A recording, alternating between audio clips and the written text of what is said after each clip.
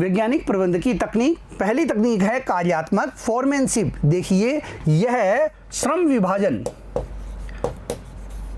और विशिष्टीकरण पर आधारित है, विशिष्टीकरण पर आधारित है।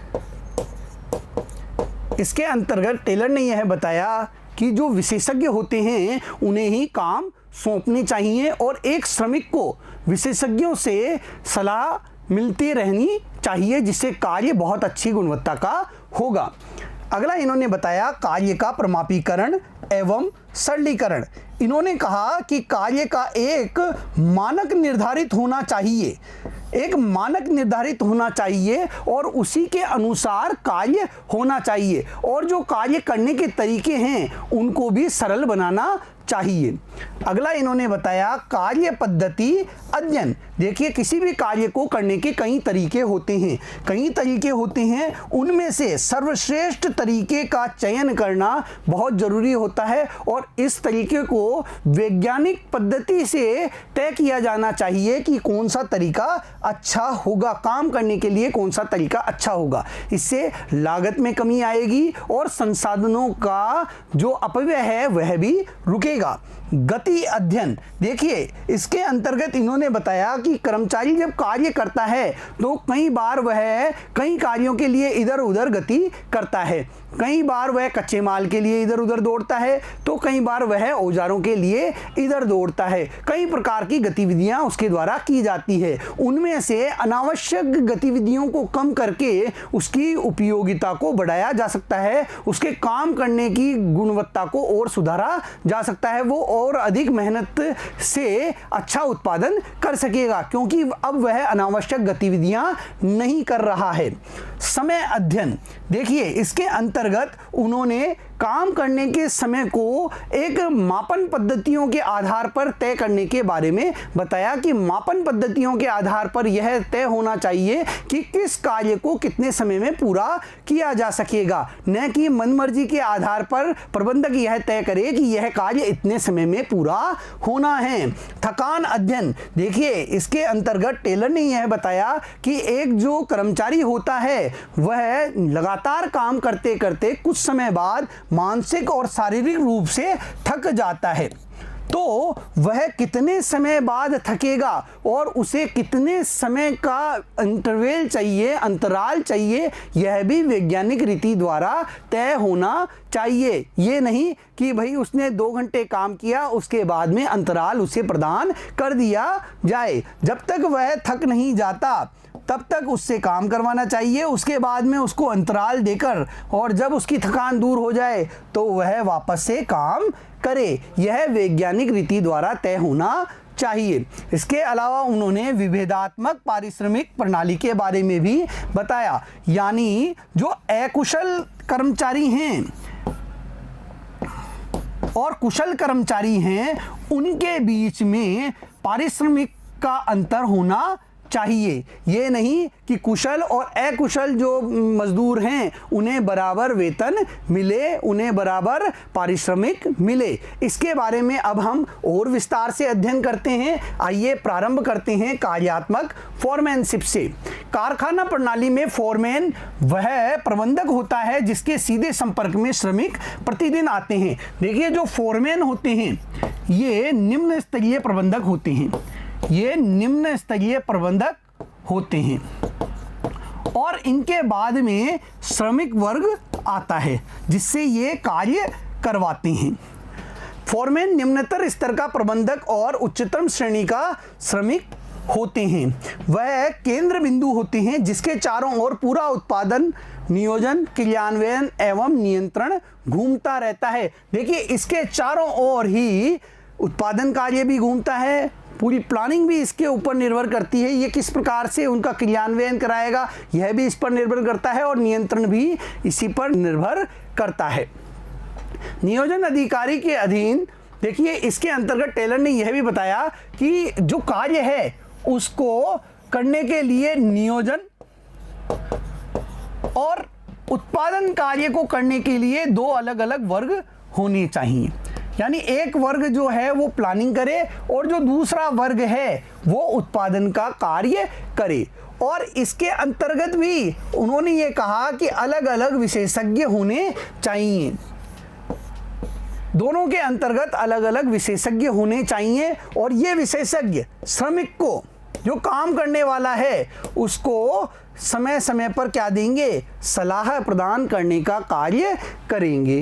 नियोजन अधिकारी के अधीन 4 कर्मचारी कार्य कर रहे थे, जिनके नाम हैं निर्देशन कार्ड क्लर्क, कार्यक्रम क्लर्क, समय एवं लागत क्लर्क एवं कार्यशाला अनुशासक। यह 4 क्रमशः कर्मचारियों के लिए निर्देश तैयार करेंगे, उत्पादन का कार्यक्रम तैयार करेंगे, समय एवं लागत सूची तैयार करेंगे एवं अनुशासन सुनिश्चित करेंगे। देखिए, ये कर्मचारियों के लिए निर्देश तैयार करने का काम करेंगे एवं उत्पादन का कार्यक्रम तैयार करेंगे, किस प्रकार उत्पादन होगा यह तैयार करेंगे, समय और लागत सूची तैयार करने का कार्य व अनुशासन बनाए रखने का कार्य ये करेंगे और ये नियोजन के अंतर्गत आएंगे। उत्पादन अधिकारी के अधीन जो कर्मचारी कार्य करेंगे वे हैं गति नायक, टोली नायक, मरम्मत नायक एवं निरीक्षक। ये क्रमशः कार्य समय पर ठीक से तैयार करने, श्रमिकों द्वारा मशीन उपकरणों को कार्य करने के योग्य रखने एवं कार्य की गुणवत्ता की जांच करने के लिए उत्तरदायी होते हैं। देखिए, ये काम समय पर हो और ठीक तरीके से हो, इसकी जिम्मेदारी इनकी होती है। ये गुणवत्ता बनाए रखने का कार्य करते हैं, ये उपकरणों को ठीक प्रकार से रखने का कार्य करवाते हैं। क्रियात्मक फोरमैनशिप श्रम विभाजन एवं विशिष्टीकरण के सिद्धांत का निम्नतर स्तर तक विस्तार है।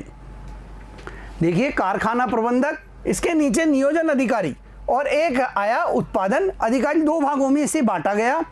इसके बाद में निर्देश कार्ड क्लर्क, जो कि निर्देश प्रदान करने का कार्य करेगा, कार्यक्रम क्लर्क, जो कि कार्यक्रम बनाएगा कि किस प्रकार कार्य होना चाहिए। उसके बाद समय एवं लागत क्लर्क, यह बताएगा कि काम कितने समय में होना चाहिए और लागत कितनी आनी चाहिए। अनुशासक, यह अनुशासन बनाए रखने का कार्य करेगा, अनुशासन के संबंध में श्रमिक को निर्देश प्रदान करने का यह कार्य करता है। इसी प्रकार उत्पादन अधिकारी के अंतर्गत आता है गति नायक। काम की गति क्या होगी, किस गति से कार्य होना चाहिए, वह यह तय करेगा।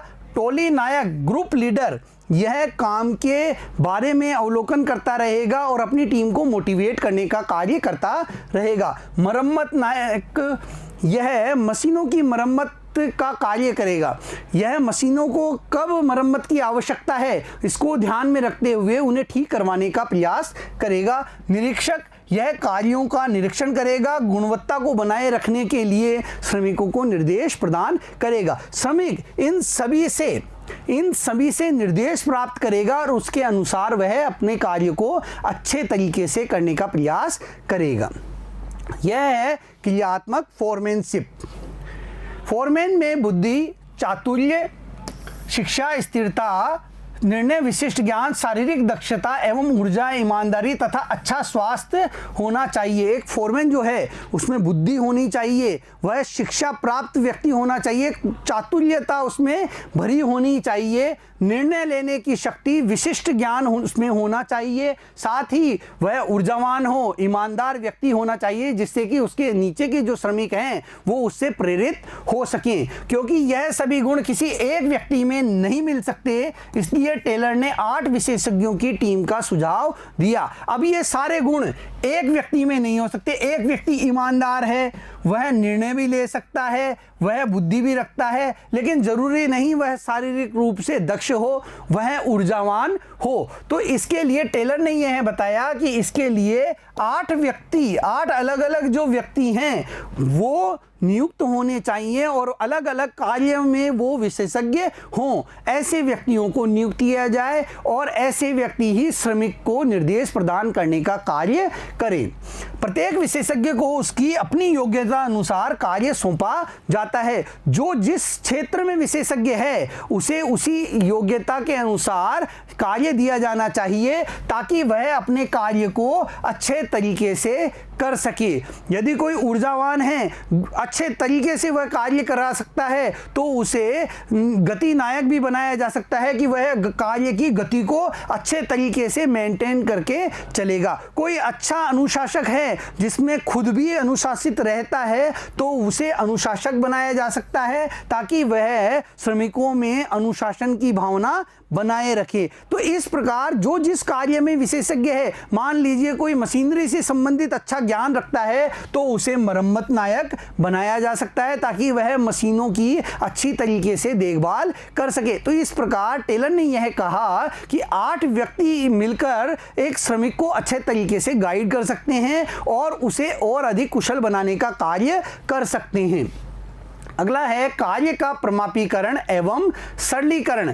देखिए, टेलर स्टैंडर्ड तय करने के पक्षधर थे। किसी भी काम को करने के लिए एक मानक निर्धारित होना चाहिए, एक स्टैंडर्ड निर्धारित होना चाहिए और उसी के अनुसार कार्य किया जाना चाहिए। टेलर के अनुसार उत्पादन पद्धतियों के विश्लेषण के लिए वैज्ञानिक पद्धति को अपनाना चाहिए। उत्पादन पद्धतियों का विश्लेषण करने के लिए वैज्ञानिक पद्धति को अपनाना चाहिए और इसके लिए उन्हें एक मानक निर्धारित कर लेना चाहिए। प्रमापीकरण से अभिप्राय प्रत्येक व्यावसायिक क्रिया के लिए मानक निर्धारण प्रक्रिया से है कि किसी भी व्यावसायिक क्रिया के लिए मानक का निर्धारण किया जाए। प्रमापीकरण प्रक्रिया कच्चा माल, समय, उत्पाद, मशीनरी, कार्य पद्धति अथवा कार्य शर्तों का हो सकता है। अब यह प्रमापीकरण प्रोसेस है, उसका भी प्रमापीकरण हो सकता है। प्रक्रिया जो अपनाई जाती है उसका भी एक मानक निर्धारित हो सकता है कि भाई इस तरीके से काम होता है तो इसी तरीके से काम होना चाहिए। जो रॉ मटेरियल है, जो कच्चा माल है, वह इस गुणवत्ता का होना चाहिए। यह गुणवत्ता का एक मानक निर्धारित कर दिया।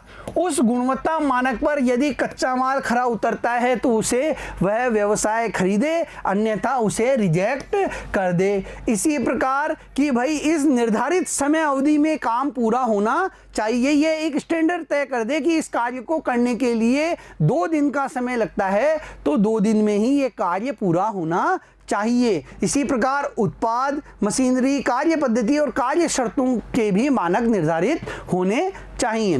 यह मानक मानदंड होते हैं उत्पादन के दौरान जिनका पालन करना होता है, जिनका पालन करना उत्पादन के दौरान किया जाना बहुत जरूरी होता है। ये मानक उस कार्य के मानदंड होते हैं जिनका पालन करके एक व्यवसाय अपने कार्य को बड़ी आसानी से कर लेता है और गुणवत्ता को बनाए रखने का वह क्या करता है, कार्य करता है। और देखिए, जो सरलीकरण होता है वो काम की जो आकार है उसको, काम की जो किस्में हैं, व्यर्थ किस्में हैं, उनको दूर करके काम को सरल बनाने के लिए काम में ली जाती है। यानी काम को किस प्रकार से सरल किया जाए, जो अनावश्यक कार्य किए जाते हैं उनको किस प्रकार से हटा दिया जाए, यह सरलीकरण के अंतर्गत आता है। कार्य पद्धति अध्ययन। कार्य पद्धति अध्ययन का उद्देश्य कार्य को करने की सर्वश्रेष्ठ पद्धति को ढूंढना है। देखिए बच्चों, काम करने के, किसी भी कार्य को करने के कई तरीके होते हैं। अब इन तरीकों में से सर्वश्रेष्ठ तरीका ढूंढना, वह भी वैज्ञानिक रीति से, वह आता है कार्य पद्धति अध्ययन के अंदर। इस सर्वश्रेष्ठ तरीके को ढूंढकर कार्य को आसान बनाया जा सकता है। किसी कार्य को करने की कई पद्धतियां होती है। सर्वश्रेष्ठ मार्ग के निर्धारण के कई प्राचल पैरामीटर्स होते हैं। कई पैरामीटर्स पर यह देखा जाता है कि कार्य को करने का बहुत अच्छा मार्ग कौन सा है, और यह आता है कार्य पद्धति अध्ययन के अंदर। इससे उत्पादन लागत को न्यून किया जा सकता है, यानी जो उत्पादन की लागत है उसको कम से कम किया जा सकता है, बर्बादी को रोका जा सकता है, संसाधनों का सही उपयोग इस सर्वश्रेष्ठ ढंग को ढूंढकर हम कर सकते हैं। सर्वश्रेष्ठ तरीका यदि पता है कि इस तरीके से काम करने पर जो संसाधन है उनका व्यय कम से कम होगा और उत्पादन को बढ़ाया जा सकेगा, तो वही तरीका एक संगठन को अपनाना चाहिए। कच्चा माल प्राप्त करने से लेकर तैयार माल को ग्राहक तक पहुंचाने तक प्रत्येक क्रिया कार्य पद्धति अध्ययन के अंतर्गत आती है। जो भी काम कच्चा माल प्राप्त करने से लेकर ग्राहक तक तैयार माल को पहुंचाने के बीच में किए जाते हैं, वो सारे कार्य इस कार्य पद्धति अध्ययन के अंतर्गत आते हैं। उन सभी कार्यों में जो अच्छा तरीका हो उस तरीके से कार्य करना चाहिए। इसके अंतर्गत उत्पादन की संपूर्ण प्रक्रिया का अध्ययन किया जाता है, जिससे कार्य को करने की सर्वोत्तम विधि का पता लगाया जाता है। देखिए, उत्पादन की संपूर्ण प्रक्रिया का अध्ययन करके काम को सही तरीके से और जल्दी करने का जो सर्वश्रेष्ठ तरीका होता है उसे खोजने का कार्य किया जाता है। गति अध्ययन, इसके अंतर्गत श्रमिकों की गतिविधियों का अध्ययन किया जाता है। देखिए, गतिविधियों का अध्ययन किया जाता है। एक श्रमिक जब काम करता है तो काम करने के लिए कई कार्य उसके द्वारा किए जाते हैं। वह सामान लाएगा, वह कच्चा माल लेकर आएगा, मशीन को ऑन करेगा, मशीन में कोई कार्य करना है तो उस कार्य को भी करता रहता है। तो एक साथ उसे कई कार्य करने होते हैं। इसके लिए कच्चा माल लेने के लिए उसे कहीं दूर जाना पड़ रहा है, भागा दौड़ी कर रहा है।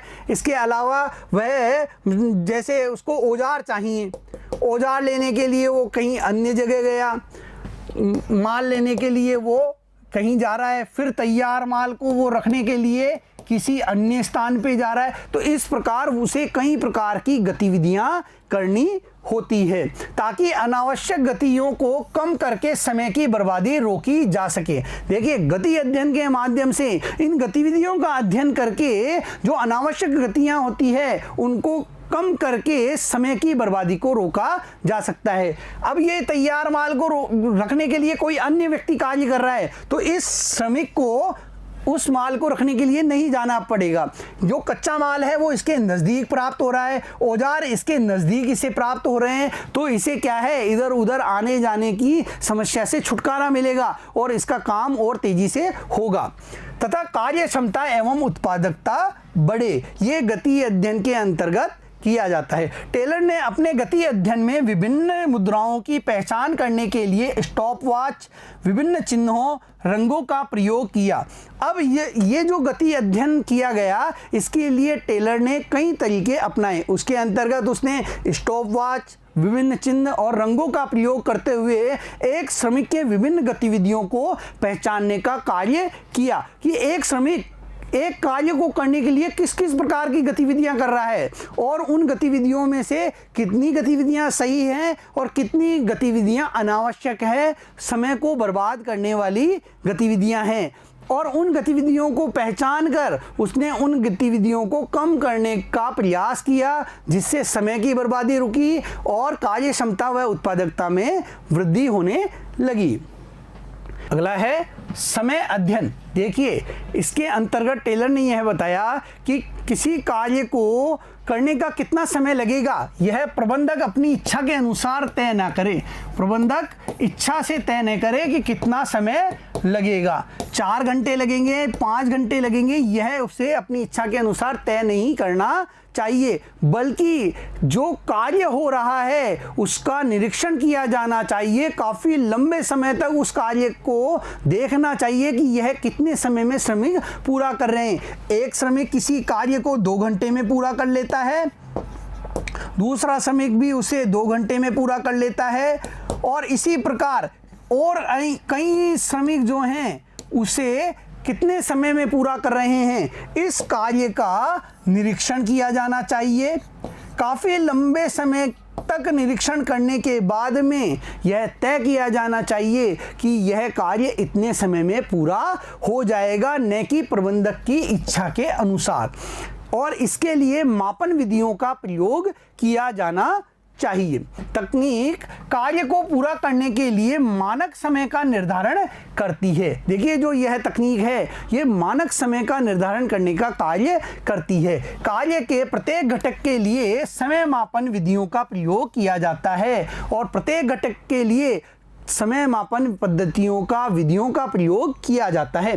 समय अध्ययन का उद्देश्य विशेष कार्यों को पूरा करने के लिए वांछित कर्मियों की संख्या, का निर्धारण करना, उपयुक्त प्रेरक योजनाओं का तैयार कराना, श्रम लागत का निर्धारण करना है। और इसका उद्देश्य क्या है कि किसी कार्य को करने के लिए कितने कर्मचारियों की आवश्यकता होगी, कितने लोग लगेंगे, कार्य कितने समय में पूरा होगा, उनके लिए कौन सी प्रेरक योजनाओं को तैयार किया जाना चाहिए, साथ ही श्रम लागत का भी निर्धारण इसके माध्यम से किया जाता है। एक कार्य को करने का समय निर्धारित हो जाए तो यह बताया जा सकता है कि इस काम को करने के लिए इतने कर्मचारियों की आवश्यकता होगी, इतने कर्मचारी इस कार्य को आसानी से इतने समय में पूरा कर लेंगे और वह कार्य गुणवत्ता युक्त होगा।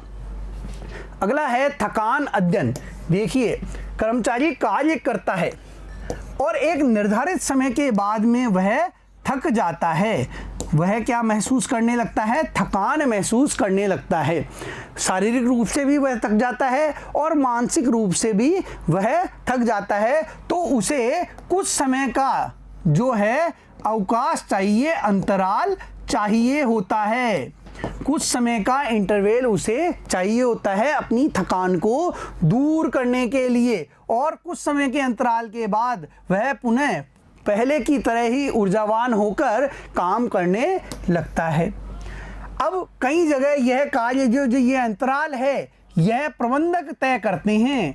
यह प्रबंधक अपनी इच्छा से तय कर देते हैं कि भाई इतने देर बाद अंतराल होगा, 3 घंटे बाद अंतराल दिया जाएगा और या 6 घंटे बाद अंतराल दिया जाएगा। लेकिन यह निर्धारित करना वैज्ञानिक रीति से अगर तय किया गया है तो बहुत उपयोगी होता है। कोई भी व्यक्ति कार्य करते करते शारीरिक रूप से एवं मानसिक रूप से थकान अनुभव करने लगेगा। थकान अध्ययन किसी कार्य को पूरा करने के लिए आराम के अंतराल की अवधि एवं बारंबारता का निर्धारण करता है। इससे उत्पादकता में वृद्धि होती है। देखिए, थकान अध्ययन से ये पता चलता है कि आराम की कितनी अवधि होगी, ये जो थकान है ये कितने समय की अवधि के अंदर दूर हो जाएगी। उसके बाद कर्मचारी पुनः तरोताजा होकर काम करने लगेगा और यह अंतराल कितनी बार दिया जाना चाहिए इसके बारे में थकान अध्ययन से पता चलता है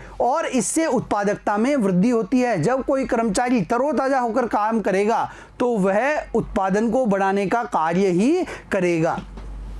थकान के कई कारण हो सकते हैं, जैसे लंबे कार्य के घंटे, अनुपयुक्त कार्य करना, अपने अधिकारी से संबंधों में माधुर्य की कमी अथवा कार्य की खराब परिस्थितियां आदि। ये कई कारण हैं जिससे एक कर्मचारी थकान प्राप्त करता है। लंबे समय तक लगातार काम करना, अनुपयुक्त कार्य करना, जिस कार्य के लिए वह उपयुक्त नहीं है वह कार्य उससे कराया जाए तो भी वह बहुत जल्दी थक जाता है। साथ ही कार्य की खराब परिस्थितियां होना भी थकान के लिए जिम्मेदार होती हैं। अच्छे कार्य निष्पादन में आने वाली अड़चनों को दूर कर देना चाहिए और अच्छे कार्य को निष्पादित कर देने में जो अड़चनें आती हैं, रुकावटें आती हैं, उन्हें दूर करना चाहिए।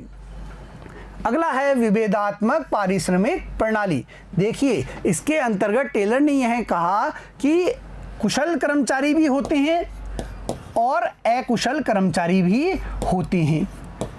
इनके बीच में जो पारिश्रमिक है उसमें अंतर होना चाहिए। कुशल कर्मचारी को पारिश्रमिक देने में और अकुशल कर्मचारी को पारिश्रमिक देने में अंतर किया जाना चाहिए, क्योंकि यह कुशलतापूर्वक कार्य कर रहा है और यह अभी कार्य करने में अकुशल है। इसका एक उदाहरण देख लेते हैं। देखिए, कोई कार्य है, उसका निर्धारण कर दिया गया कि 10 यूनिट तक प्रतिदिन उत्पादन करने पर प्रति यूनिट 50 रुपये प्राप्त होंगे। प्रति यूनिट 50 रुपये। और यदि 10 से कम यानी 1 से 9 यूनिट तक उत्पादन कार्य किया जाता है प्रतिदिन तो 40 रुपये की दर से ही भुगतान किया जाएगा। एक श्रमिक जो कि कुशल है वह एक दिन में 12 यूनिट का उत्पादन कर देता है तो उसे 50 रुपये की दर से 600 रुपये प्राप्त होते हैं। जबकि जो अकुशल श्रमिक है वो मान लीजिए 4 यूनिट का ही उत्पादन करता है तो उसे 40 रुपये की दर से क्या है, मजदूरी मिलेगी और यह मजदूरी कितनी होगी, 160 रुपए। अब ऐसा क्यों हुआ कि इन दोनों की मजदूरी में इतना अंतर है? क्योंकि एक व्यक्ति कुशल है, उसने अपने कौशल से अधिक उत्पादन करने का कार्य किया है, उसने निश्चित यूनिट से ज़्यादा उत्पादन करने का कार्य किया तो उसे अधिक धन प्राप्त हुआ। और एक व्यक्ति है वह कुशल नहीं है, उसने निर्धारित यूनिट से कम यूनिट का उत्पादन किया तो उसे कम मात्रा में धन प्राप्त हुआ। यह बताया टेलर ने। टेलर विभेदात्मक पारिश्रमिक प्रणाली का जबरदस्त पक्षधर था। वह कुशल एवं अकुशल कारीगर में अंतर करना चाहता था। यह मजदूरी भुगतान की ऐसी विधि है जिसमें श्रमिकों को उनकी कार्य क्षमता के अनुसार भुगतान किया जाता है। मानक स्तर या अधिक कार्य करने वाले श्रमिकों को अधिक तथा मानक स्तर से कम कार्य करने वाले श्रमिकों को कम पारिश्रमिक मिलता है। यानी इसके अंदर जो कुशल होता है उसे अधिक और जो अकुशल है उसे कम मिलेगा। साथ ही जो एक मानक निर्धारित कर दिया गया कि एक दिन में इतना उत्पादन करना है तो आपको इतना भुगतान मिलेगा। यदि उससे अधिक उत्पादन किया जाता है तो उस हिसाब से भुगतान मिलेगा, और यदि उस मानक से कम उत्पादन किया जाता है तो इसका मतलब है वह अकुशल व्यक्ति है और उसे निर्धारित राशि जो कम यूनिट के लिए निर्धारित की गई है उसके अनुसार उसे भुगतान दिया जाता है। टेलर के विचारों का सार वैज्ञानिक प्रबंध के तकनीक एवं सिद्धांतों के अलग अलग वर्णन में नहीं है, बल्कि मानसिक धारणा के परिवर्तन में है, जिसे मानसिक क्रांति कहते हैं। देखिए, टेलर ने मानसिक क्रांति के बारे में भी बताया और इसके अंतर्गत उसने ये बताया कि कर्मचारी और जो प्रबंधक हैं वो एक दूसरे से जुड़े हुए हैं और वो एक दूसरे से अलग नहीं हैं। उनके प्रबंध के जो वैज्ञानिक प्रबंध के तकनीक हैं, वैज्ञानिक प्रबंध के सिद्धांत हैं, वो भी इस मानसिक क्रांति की मानसिक धारणा पर निर्भर करते हैं। यदि कर्मचारियों और प्रबंधन की मानसिक धारणाओं को परिवर्तित कर दिया जाए, आपस में सहयोगात्मक रवैया उनके बीच में हो, दोनों ये महसूस करें कि दोनों एक दूसरे पर निर्भर करते हैं, एक दूसरे के बिना दोनों का हित पूरा नहीं हो सकता है, तो संगठन बहुत तेज गति से आगे बढ़ेगा। मानसिक क्रांति कर्मचारी एवं प्रबंध के एक दूसरे के प्रति व्यवहार में परिवर्तन को कहते हैं। दोनों एक दूसरे के प्रति व्यवहार में अपना परिवर्तन लाएं, अर्थात प्रतियोगिता के स्थान पर सहयोग। दोनों में प्रतियोगिता न होकर क्या हो, सहयोग हो। दोनों एक दूसरे का सहयोग करें। दोनों को समझना चाहिए कि उन्हें एक दूसरे की आवश्यकता है। दोनों के लक्ष्य आधिक्य में वृद्धि करना होना चाहिए। देखिए, कर्मचारी जब यह तय कर लेगा कि भाई मुझे अधिक से अधिक उत्पादन करना है, अधिक से अधिक उत्पादन करना है, जिससे क्या होगा, संगठन को लाभ प्राप्त होगा, उसी में मेरा लाभ है।